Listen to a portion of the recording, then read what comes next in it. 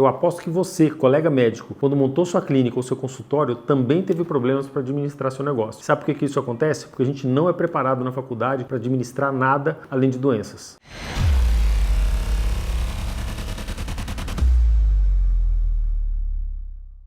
Continuando o nosso projeto Business Médico, hoje tem uma entrevista que você não pode perder. A gente vai conversar com o Lucas Moraes, que é o gestor da clínica Ícaro Samuel e do Instituto Plástica lá em Palmas, Tocantins. Também nosso sócio na Dream Clínica aqui de São Paulo. Ele vai ensinar pra gente como é feita essa transição, como a gente pode melhorar essa transição, transformando a gente de médicos em gestores e gestores em líderes. Isso é muito importante para que o nosso negócio sobreviva de uma forma saudável e rentável, que é muito importante para que você consiga crescer, aumentar o faturamento da sua clínica e empregar cada vez mais pessoas e atender com mais qualidade os nossos pacientes. Então não perca esse papo, acompanhe aí o nosso bate-papo com o Lucas Moraes. A gente está aqui com o Lucas Moraes, que é o sócio executivo e diretor de operações do Ícaro Samuel do Instituto Plástica, grande amigo nosso, cara que faz o negócio acontecer.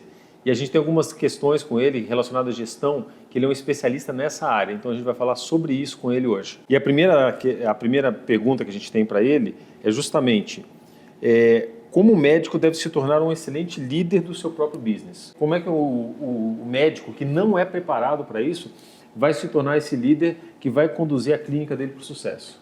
Primeiramente, obrigado, Dr. Breno, nosso amigo, sócio aqui também. E vamos lá, uma pergunta muito boa, como o médico ele pode se tornar? Primeiro passo, eu costumo dizer, é a tomada de consciência. Eu acho que o médico, 10 anos nessa área, com cirurgião plástico há 4, você pega uma formação de 6 anos de medicina, mais 3 de residência de geral, depois mais 2 ou 3 de plástico. Acho que agora é 3, né? Agora, Aí tu imagina, soma isso em questão na área da saúde, que é ser técnico. Uhum. Ter a segurança de executar o que tem que ser executado. E em nenhum momento nessa longa jornada foi ensinado a fazer business. Em momento nenhum. Liderança, na nossa formação, gestão. não sei se agora, atualmente, isso mudou, mas pelo menos na minha formação não tinha. E aí é onde entra o maior desafio.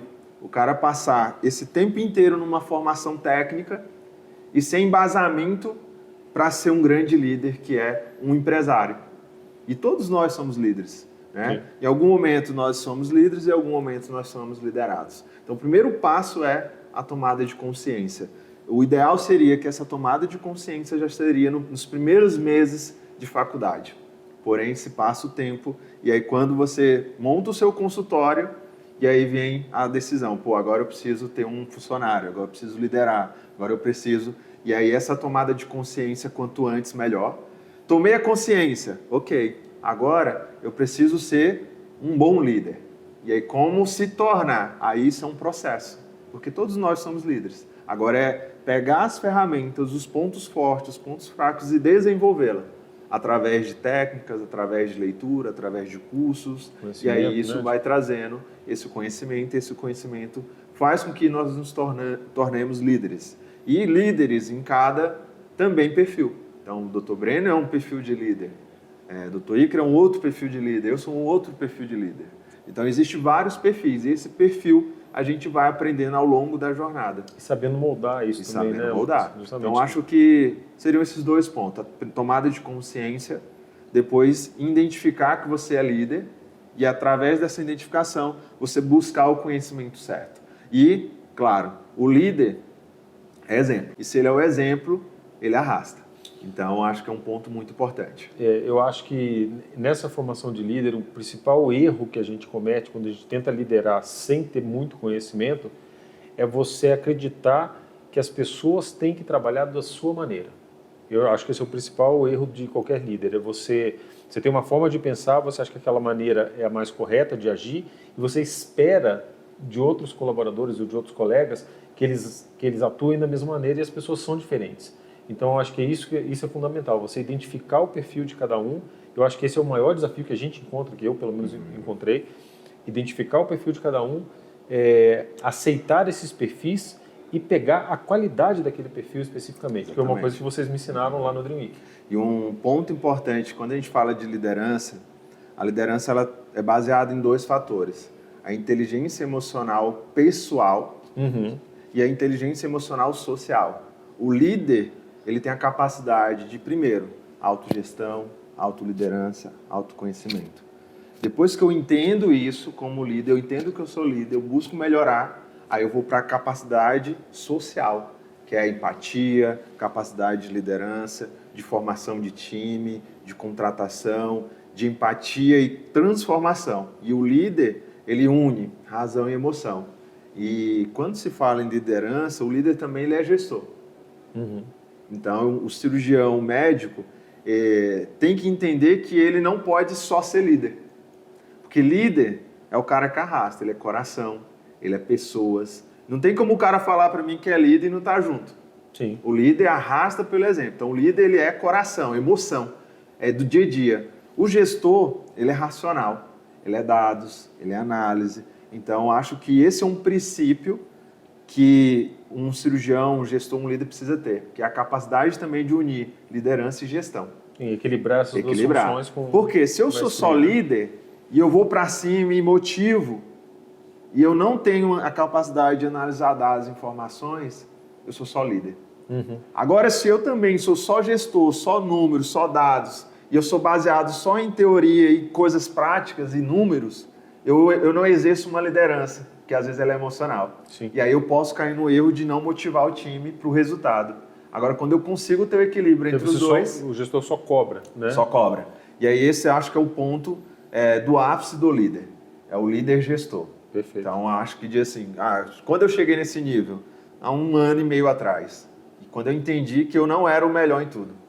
Mas... Eu sou o melhor em extrair o resultado das pessoas e fazer análise de dados. Então, isso é fundamental, a gente conseguir identificar as nossas limitações, enxergar as qualidades e as limitações de cada um que está colaborando com a gente e extrair o melhor de cada um. E eu acho que você faz isso com muita maestria. Exatamente. Né? E eu acho que isso é muito legal. Vamos para a segunda pergunta, para você explicar uma frase que é sua, né? O Lucas dá palestras muito boas. Hoje a gente teve uma palestra sensacional com ele aqui no BMAX. E uma das frases que ele falou já há algum tempo é: a clínica é reflexo do cirurgião, a equipe é reflexo do líder e o resultado é responsabilidade de todos. Ótimo, muito boa. Essa é uma frase, né, que ela existe e eu adaptei para o nosso mercado. Como o mercado, né, de empresário, o médico ele é um empreendedor, o médico ele é um empresário. E esse é um outro ponto também, nós estamos falando de liderança, mas o líder também ele é um empresário. E quando a gente fala nessa frase que o cirurgião, a clínica é reflexo do cirurgião, eu estou falando que a clínica é reflexo do dono. E o dono é quem implanta a cultura, o dono é quem dita as diretrizes, é quem traz a missão, é quem traz a visão. Então a clínica é reflexo dele. Se ele abre mão desse posicionamento e entrega para o líder ou entrega para a equipe, ele vai o tempo inteiro sofrer. Porque ele não entendeu que ele é o reflexo, ele é que traz essa cultura, tudo gira em torno dele. Só que ele precisa formar liderança, ele precisa formar pessoas e descentralizar certos tipos de decisões, porque imagina, você é cirurgião, aí tem que fazer consulta, pós-operatório, fazer compra, mexer com o financeiro, chega um momento que você agendar a cirurgia, precisa delegar. Aí você começa a formar líderes, um líder por financeiro, um líder por comercial, um do marketing, descentralizando. E esses líderes, eles vão formar uma equipe. E essa equipe, ela é reflexo do líder. É igual no futebol. Se eu estou lá com um time que só está perdendo, quem que eu troco primeiro? Eu troco os jogadores. Só que aí eu continuo perdendo. Eu já troquei 4 jogadores, botei melhores e o time continua perdendo. Quem que se troca? É o técnico. O técnico. Se troca o líder. Continua perdendo, trocando líder com muita frequência, troca os diretores. É igualzinho na clínica, no negócio. Então, o time, ele é reflexo do líder. Se o líder tem que estar conectado com o dono. Sim. E aí o time é formado. Só que tem um detalhe. E o resultado é de todos. Sim. Eu não posso... Vendas é todo mundo. Marketing é todo mundo. Todo momento, todo mundo tem que estar preocupado. Se a paciente fechou consulta e operou, é resultado todo. Se eu entrar na clínica e eu vejo uma paciente vindo, eu vou abrir a porta. Porque o resultado dela também é minha responsabilidade. Claro. Se eu entro na clínica, tem um papel no chão, eu tenho a menina da limpeza, está na copa, eu passo, eu não vou lá chamar ela e retiro o papel, eu mesmo pego. é responsabilidade de todos. Sim. Então, acho que, em resumo, essa frase ela é um conjunto de ações coletivas, mas baseado numa hierarquia, vamos colocar assim, cultural. Né? E aí, vamos lá. Em cima e você vai enraizando. E se vai tudo ruim? Aí entra a teoria do jogo. Às vezes, o médico não está entendendo que talvez ele precise se tornar um líder melhor. Às vezes, o líder não está comunicando certo com o liderado. E aí o liderado está passando informações para o time de forma equivocada ou está sem liderança. Então, veja que é um conjunto. Eu acho que a clareza de informações é uma dificuldade, uma barreira que a gente encontra com muita frequência. Às vezes a gente subentender as coisas é uma prática muito negativa. Não, mas ela tem que saber que eu quero isso. Ninguém tem que saber nada. Você tem que deixar claro que é isso que eu quero e eu quero dessa maneira.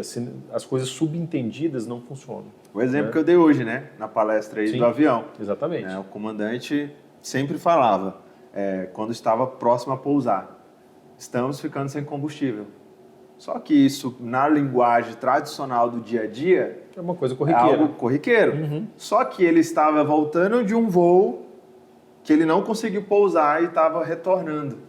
Naquele momento, a comunicação ela deveria ter sido feita de forma mais enfática.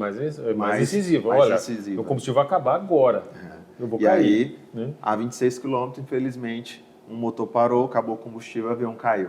Falta de comunicação. Se ele tivesse comunicado, talvez ele não esperaria chegar no aeroporto que ele estava. Teria parado em algum outro aeroporto antes.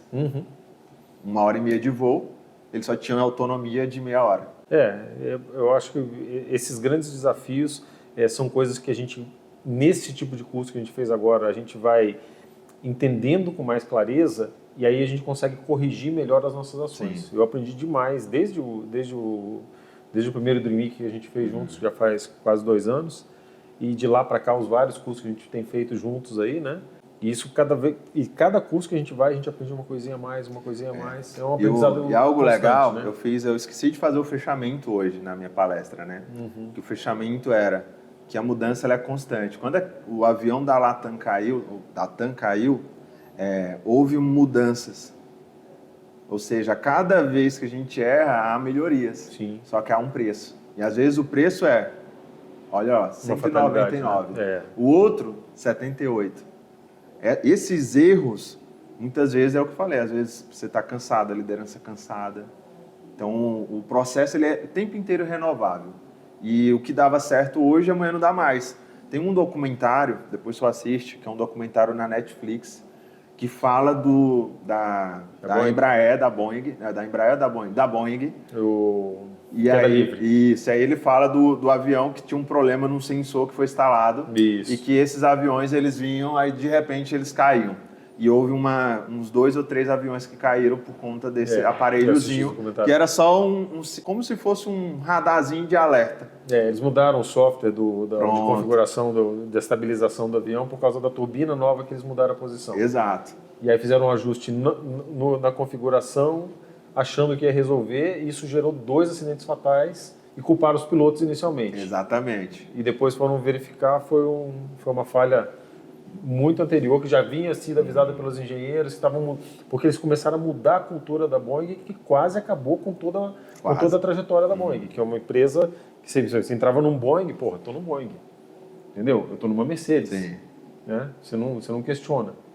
E esse fator foi fundamental, identificar, olha só, um aparelho, 2 acidentes aéreos. Não tem como errar, né? Muito obrigado. Obrigado pela participação. Tamo juntos. Esses vídeos a gente vai reeditar, a gente vai estar tentando um YouTube aí bem legal, assim, sobre essa parte de marketing, trazer um conteúdo diferente, né? E a sua participação é fundamental. Muito obrigado. Então pronto, estou aqui com o Dr. Breno Knopf, fenômeno da cirurgia plástica em São Paulo. Segue aí, assina, como é que é? Toca o sininho aí. Isso, ativa a notificação. Como é? Se inscreva no canal, siga aí, vamos juntos.